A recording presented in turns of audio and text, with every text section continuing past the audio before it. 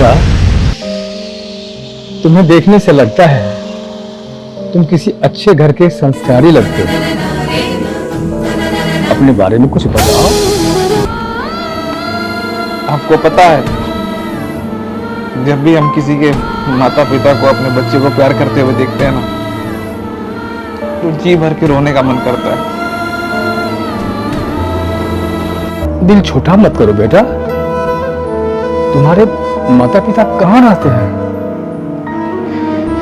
मेरे माता पिता कौन है, कहाँ है, ये हमको नहीं पता, और ना ही आज तक किसी ने कहा है कि हम तुम्हारे माता पिता हैं। तुम रो क्यों रहे हो? नहीं, रो नहीं रहे।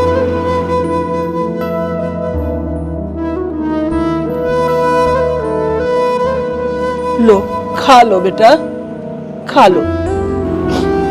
आपने बेटा कहा, वैसे ही मेरा पेट भर गया। बस एक बार और बेटा कह दीजिए। बेटा विनय, खाना खा लो बेटा। ऐसा लग रहा है कि बेटा शब्द बार बार सुनता रहूं। मैं तुम्हारी भावना समझ सकता हूँ बेटा, लेकिन अभी खाना खा लो। नहीं, हमको लेट हो रहा है। अगर हम दुकान पे जल्दी नहीं पहुंचे ना, तो हमारा मालिक हमको काम से निकाल देगा। हमारा जाना जरूरी है। बेटा, बिना खाए तुमको मैं जाने नहीं दूंगी। खाना खा लो। हाँ बेटा, खा लो। जिंदगी में कभी भी सभी रास्ते एक साथ बंद नहीं होते हैं। एक रास्ता बंद होता है तो दूसरा सामने में दिखाई देता है। अगर वो काम पर नहीं रखेगा तो मेरे पास आ जाना। क्यों मधु? हाँ, हम भी अकेले ही रहते हैं। इस बुजुर्ग को तुम्हारा एक सहारा मिल जाएगा और तुम्हें भी माता पिता जैसा एक ठिकाना। अब क्या हुआ? हमको आज तक किसी ने भी इतने अच्छे से बात नहीं किया है, और आज आप लोगों का बातें सुनकर बस बहुत रोने का मन कर रहा है।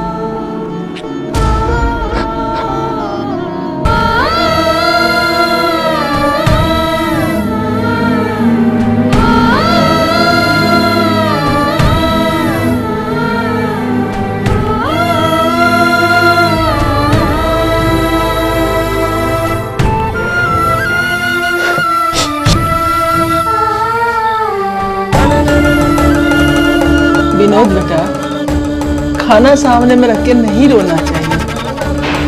बाबूजी तुमको तुम्हारे भले के लिए ही ना डांटते हैं।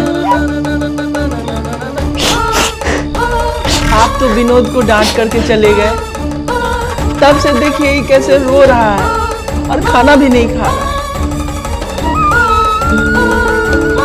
देखो बेटा, मैं तुम्हें जो कुछ भी कहता हूँ या जिसके लिए गुस्सा करता हूँ, उसके पीछे तुम्हारे खुशहाल भविष्य का मैंने सपना देखा है। तुम्हें एक पिता के डांट फटकार की वजह से बच्चों को पिता का प्यार दिखाई नहीं देता है, क्योंकि पिता बच्चों के सुखमय जीवन के लिए हमेशा परेशान रहता है।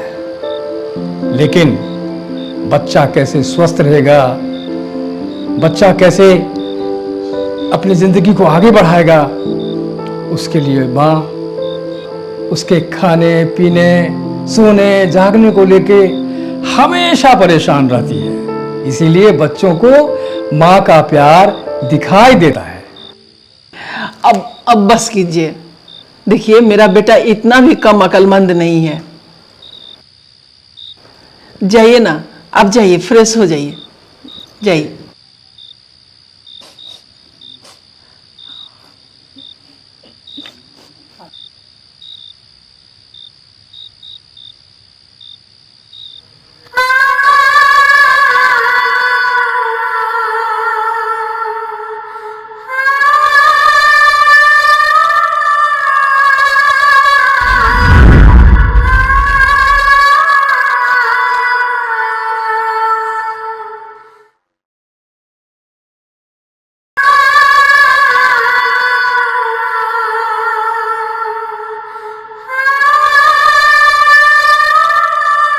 मधु, खाना खाना खत्म हो गया, थाली अंदर ले जाओ।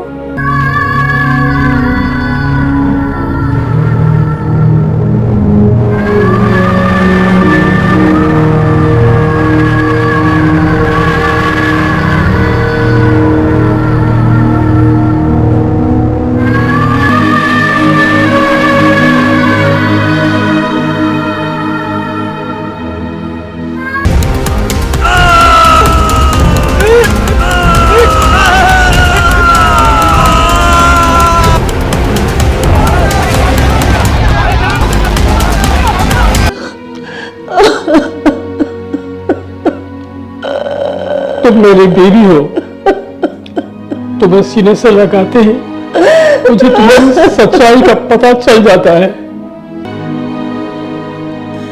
फिर आपके आंख में क्यों आंसू है?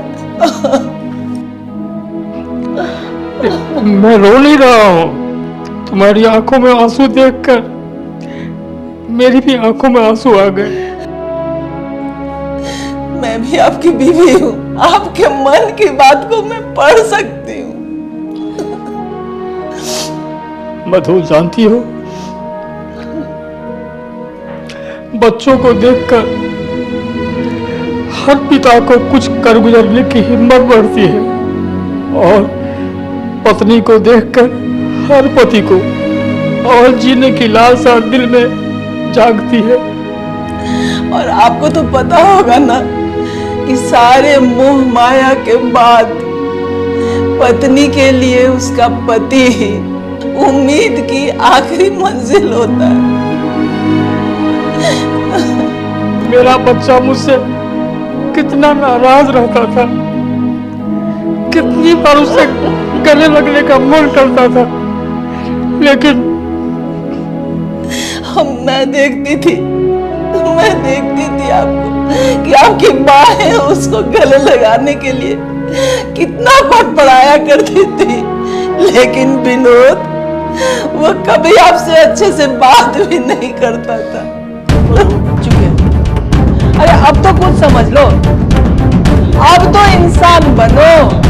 मैं बकवास सुनने नहीं आया, मुझे पैसे दे, मैं पैसे के लिए आया हूँ, और नहीं तो मेरे से बुरा कोई नहीं होगा। अरे क्या कर रहे हो?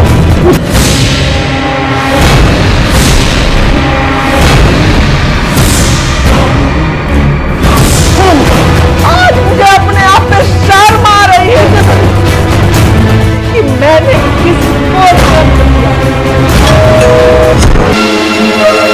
कुछ हुआ नहीं ना? नहीं, ठीक हो जाएगा, कुछ मत सोचिए। कैसा नालायक बेटा हुआ है मेरा, कैसा कपूत है।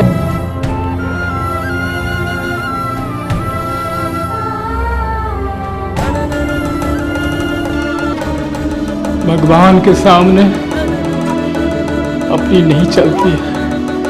शायद हमने भी कोई गलती की होगी, इसलिए हमने अपने दिल और दिमाग से सब निकाल दिया। तुम भी ऐसा ही सोचो और खुश रहो। सब्जी मेरी मधुशाला।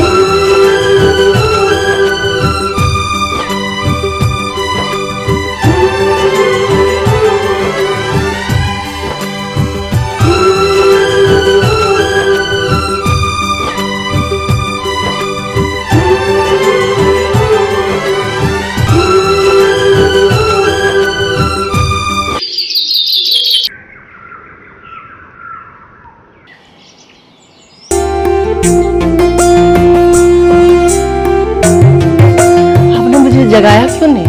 चाय किसने बनाया चाय? मैंने कहा और चाय बना लिया। मैं अभी जिंदा हूँ।